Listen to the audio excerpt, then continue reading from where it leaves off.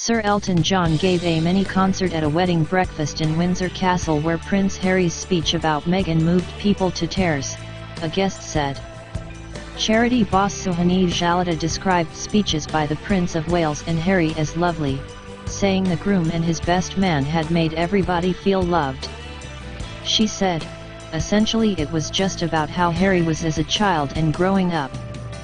And now just about the couple and how beautiful they are together. So I think it was just about their personalities and how they gel really well together.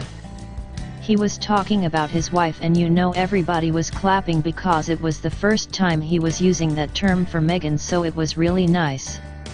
Up to 600 guests were invited to the wedding breakfast hosted by the Queen in St George's Hall.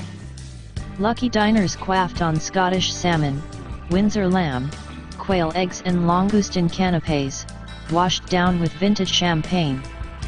Prince Harry surprised guests at his lunchtime reception by asking, "Does anyone here know how to play the piano?" before Sir Elton John got up and played. Jalota, the founder of the Indian Mina Mahila charity, said, "He was incredible. It became like a mini concert in the reception area. It was great."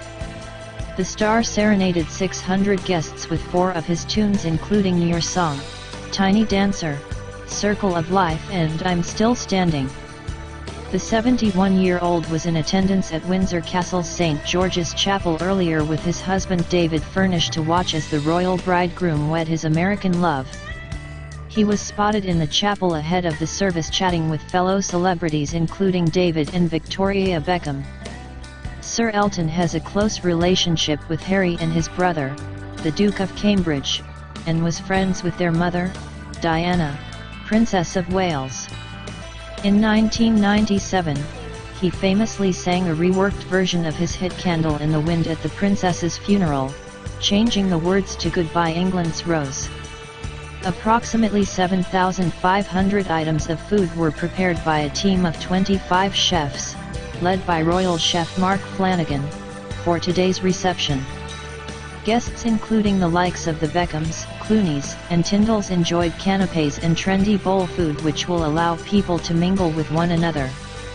The lucky guests were served a selection of canapés, including Scottish langoustines wrapped in smoked salmon with citrus creme fraiche, grilled English asparagus wrapped in Cumbrian ham, garden pea panna cotta with quail eggs and lemon verbena, heritage tomato and basil tartar with balsamic pearls, poached free-range chicken bound in a lightly spiced yogurt with roasted apricot, croquette of Kofi Windsor lamb, roasted vegetables, and shallot jam, warm asparagus spears with mozzarella and sun-blush tomatoes. They were followed by a trendy bowl food course.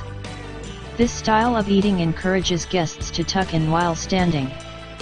There were fricassee of free-range chicken with morel mushrooms and young leeks, pea and mint risotto with pea shoots, truffle oil and parmesan crisps, 10-hour slow-roasted Windsor pork belly with apple compote and crackling. Then afterwards, sweet canapés were also served, including champagne and pistachio macaroons, orange creme brulee tartlets, miniature rhubarb crumble tartlets. Guests washed down their food with Paul Roger Brut Reserve non-vintage champagne, and a selection of wines.